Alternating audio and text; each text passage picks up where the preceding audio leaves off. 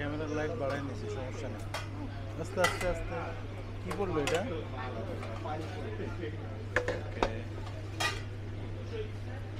ওকে। 5 minute 6 minute বললেই হবে। আমি এখন একটু কাচকি মাছ, এটা হচ্ছে কাচকি মাছ, এগুলো হচ্ছে আচ্ছা প্রথমে যেটা দেখতে পাচ্ছেন এটা হচ্ছে কাচকি মাছ। হ্যাঁ, ওদের দেশি আইটেমই বেশি। আচ্ছা দিচ্ছি মা তোমাকে। কাচকি মাছ নিয়েছি, তারপর হচ্ছে চিকেন নিয়েছি, চিকেন আইটেম। এটা মনে হয় মাসালা চিকেন। আর এটা হচ্ছে ভর্তা, এটা কি ভর্তা বলতে পারি না, এটা আলু ভর্তা, এটা পেঁয়াজ ভর্তা, এটা মনে হয় কলা ভর্তা, ওটা শুটকি ভর্তা। ভর্তা আর ডাল। এই যে আমরা একটু ভর্তাগুলো নেব, যেহেতু এখানে 4 পদের তোমাকে দিব মা। এই যে শুটকি ভর্তা। এটা হচ্ছে পান্থপথ, পান্থপথ লোকেশনে।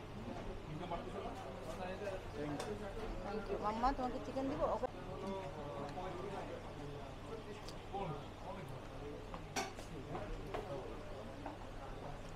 ওকে মামুনের পেটে চিকেনটা দিও, যেটা হচ্ছে মানে বিটুল মাছ স্পাইসি মুছে। আচ্ছা মুছে একটু ঝাল কিন্তু। হ্যাঁ আচ্ছা নিজে খাও, কিন্তু সব খেতে হবে। গ্রামের মতো স্টিলের প্লেট। আসলে তাই না, মুছের জন্য তো ডালটা নিলাম তোকে দেওয়ার জন্য।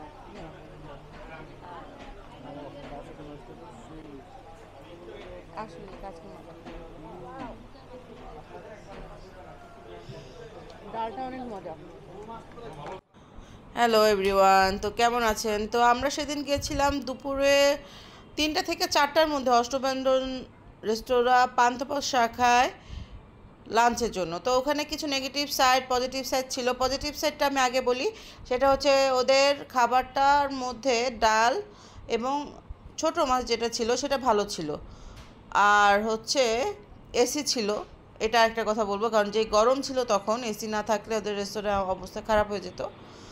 আর বলবো যে ওই পরিবেশটা মোটামুটি ছোটোর মধ্যে ভালো ছিল, বাট নেগেটিভলি ওখানে অনেক নেগেটিভ পয়েন্ট আছে। প্রথমত খুবই স্পাইসি ছিল, আমরা ততটা খেতে পারিনি। চিকেন নিয়েছিলাম, ভর্তা নিয়েছিলাম, ভর্তার মধ্যে ওদের 4টা ভর্তা ছিল, আলু ভর্তা, কলা ভর্তা, পেঁয়াজ এবং শুটকি ভর্তা।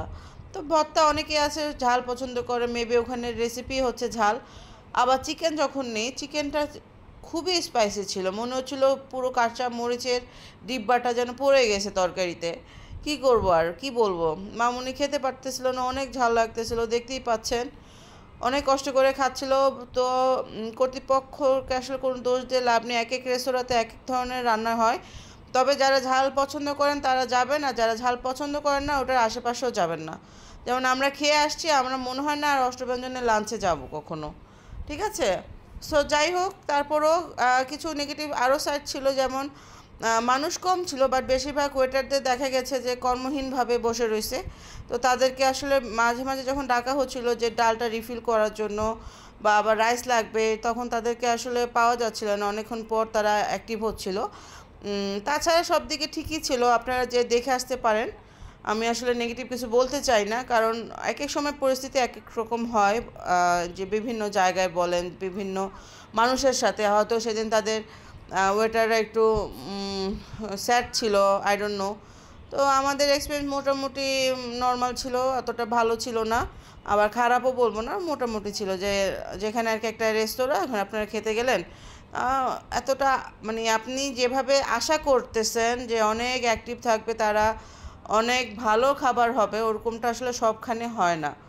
যাই হোক, আপনারা যদি বলেন মার্কিংয়ের ব্যাপারে, আমি আউট অফ 10 আমি দিব 4.5, 5ও দিতে পারতেছি না, সরি, 4.5 দিব। আমার খুবই একটা বাজে এক্সপিরিয়েন্স ছিল আমার জন্য, আমি পার্সোনালি বলতেছি, বাকিটা আসলে ওখানে যারা যাবেন তারা খেয়েই বলতে পারবেন।